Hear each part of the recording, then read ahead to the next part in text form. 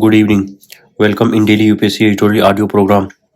How to fix India's election funding times of India. The clear message in the quotes no to electoral bond. Now the full editorial. How to fix how to fix India's election funding. Two reforms make company donations to parties public regularly and in easy to follow data format. Hike funding for election commission and change its funding status to that of Supreme Court cat. Chakshu Roy, the writer, is head of outreach of PRS Legislative Research. Financial support to political parties has a checkered history in India. The striking down of electoral bond schemes by Supreme Court is opportunity to rethink the framework regulating corporate contribution in our political process. Before this, taking stock of developments over the last 75 years is helpful. Old dilemma. Elections require considerable resource with rising electoral expenditure that parties could not meet through individual contributions and subscriptions. The issue of companies donating to parties arose in Parliament in 1959.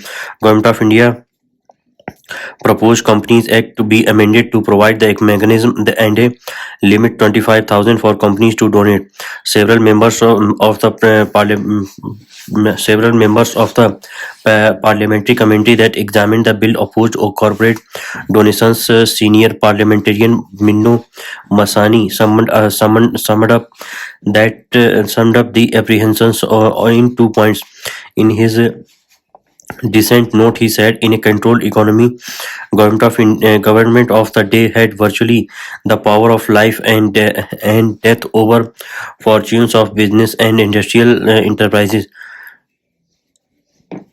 There were two possibilities, he said: money and power. First, government of India could coerce a business house into donating to a party. Second, selfish and unscrupulous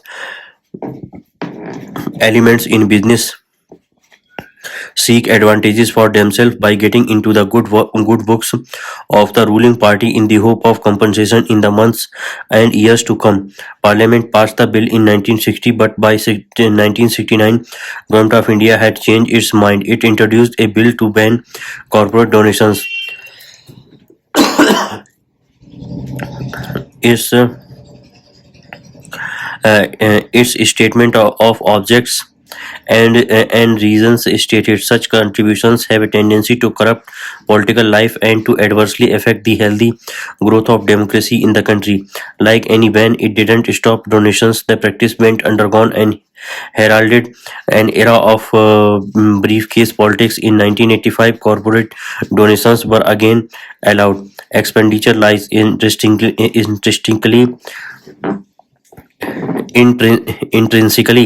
linked to political contribution is electoral expenditure. India has a limit on candidate spent on poll campaign. In 1951, when Parliament was debating the issue, and MP said, "In such a poor country as our, with a very low standard of living, money spent on elections should be rigidly curtailed. That alone will offer equality of opportunity to qualified and meritorious candidates who have not the support derived from wealth."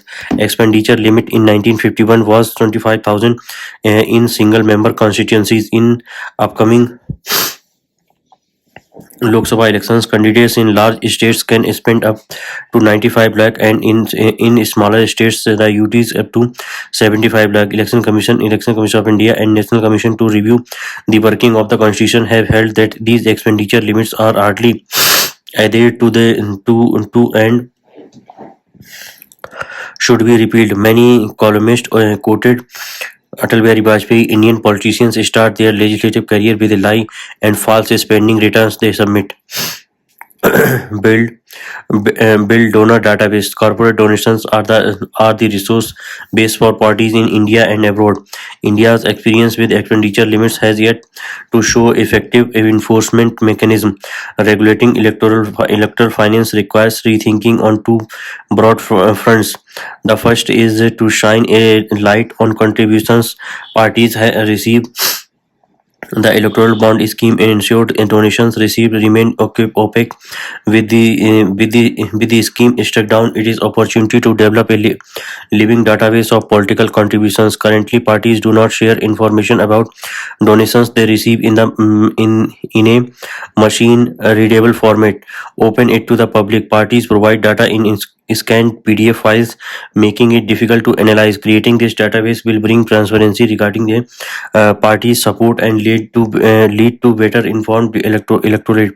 In countries like US, compliance informed in provided by parties is in a format that has catalyzed several citizen groups to track and make such information publicly accessible. Empower ECI. A second rethink is about strengthening ECI. Its institutional budget is roughly 300 crore, in which it tries to fulfill its constitutional mandate of conducting free and fair elections for world's largest democracy. Election Commission of India requires significant infusion of resources and officers to be insulated from political pressure and state interference. For example, currently ECI does not have an independent secretariat like Lok Sabha and Rajya Sabha. An independent secretariat would allow it to control its personal requirement, recruitment, and service conditions better. Multiple commissions and ECI itself have made this recommendation. Independence is key. Another way to strengthen ECI independence is to ensure its expenditure is charged to the Consolidated Fund of India. It would give it partly with some Supreme Court, CAG, and UPSC. Supreme Court is also it would give it a parity with Supreme Court, CAG, and UPSC.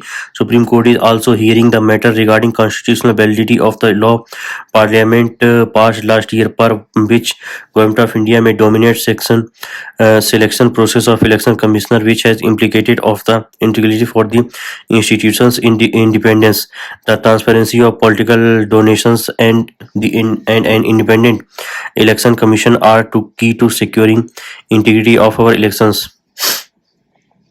The clear message in the court's no to electoral bond. The Hindu Trilochan Sastri is a chairman and founder, Association for Democratic Reform (ADR) and professor, Indian Institute of Management, Bangalore. The judgment of the Supreme Court of India on February 15, 2024, is striking down the electoral bonds scheme is a landmark movement. Democracy requires transparency, and the fact is that the electoral bond scheme was opaque. Voters in India have no idea who have been funding political parties and the amounts given. In all leading democracies, transparency is the basis of campaign funding. The court has resolved and transparency funding limit removes. There are other legal issues. The first is the limit of funding by the corporate house or organization. Again, the world over, this amount is limited to prevent undue influence on the government. We had such a provision in India before electoral bond were introduced. The judgment says the chief reason for corporate funding of political parties is to influence the political process, which may in turn improve the company's business performance. Electoral bonds also remove the earlier limits on how much of its profits a company could donate to political parties. The scheme even allowed loss-making companies to make donations. This could have opened the door for shell companies to be formed with the purpose of channeling funds to political parties. The Election Commission of India has said this opens up the possibility of shell companies being set up for the sole purpose of making donations to political parties. This too has been reversed by the court. Democracies went through a phase of crony capitalism where big money funded political parties. In return, laws, policies, schemes, and incentives were made to the benefit of the donors in a limited way. The Supreme Court's judgment prevents this from happening in India.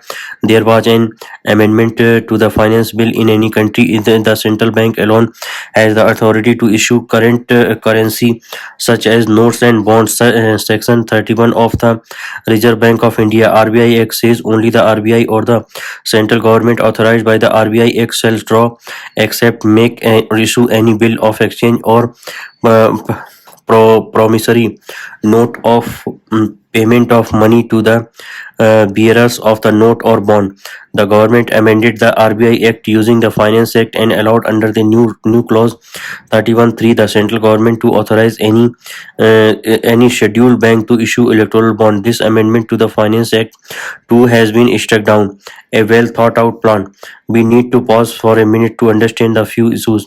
The amendment to the RBI Act was passed in the Finance Bill as this does not have to be passed in Rajya Sabha at the time of the introduction of the electoral bond scheme. The ruling party did not have a majority in the Rajya Sabha and wanted to avoid a vote in the upper house.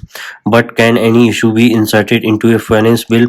Electoral bond have nothing to do with the provisions for the finance bill. Again, a number of laws were amended to introduce the electoral bonds, such as the RBI Act 1934, the Representation of People's Act RPA 1951, the Income Tax Act 1961, and the Companies Act 2013. It was carefully thought out. It was in response to a Central Information Commission (CIC) ruling that the political parties have to be completely transparent about their funding. The electoral bonds were introduced to bypass the CIC ruling. But why are political parties afraid of transparency? The legal system remains opaque to the so-called ordinary citizens and voter. When four laws are amended to introduce a scheme that strike at the root of democracy, namely transparency, layers of obfuscation are drawn over the scheme that so that the citizen gives up trying to understand it. But there are no technical issues. There are issues that affect the very basis of democracy. This also raises fundamental issues in a democracy. Any government with a majority can pass any bill which becomes law. There is no concept of an independent vote in India, and ruling party members have to vote in favor of the government, unlike in the United States. This means that the few people at the top of the ruling party can get almost any law they want passed. In the case of electoral bond processes, for public consultation and discussions in parliament were not followed. The essence of the judgment. The Supreme Court judgment can be summarized as follows: the electoral bond scheme has been struck down. All amendments to the RPA Act, the Finance Act 2017, and the Companies Act 2013 are violative of Article 19 and 14 of the Constitution. Article 19 refers to the right to information, and Article 14 to the right to equality, where arbitrariness in law is not permissible. These articles are part of the fundamental rights in the Indian Constitution and cannot be violated. The Supreme Court has directed the State Bank of India (SBI) to the sole bank receiving fund in exchange for electoral bond to stop issuing them. The SBI has to submit the full detail of all electoral bonds that have been issued so far to the Election Commission of India by March 6, 2024. In turn, the Election Commission of India has to publish this information on its website within 2 weeks. We need to note that two constitutional bodies, the Election Commission of India and the Supreme Court, have acted in favor of democracy. The power of judicial review of law passed by Parliament on the basis of Constitution is precious. We need to applaud the Constitution and those who framed it. The issue of money is elections, which include the issue of black money and bribing of voters using campaign funds and freebies, remains. It is said that the price of democracy is eternal vigilance. The Supreme Court's judgment is the outcome of vigilance by citizens. We need political parties, but it is up to us to ensure that they work for the good of society and the nation. Thank you.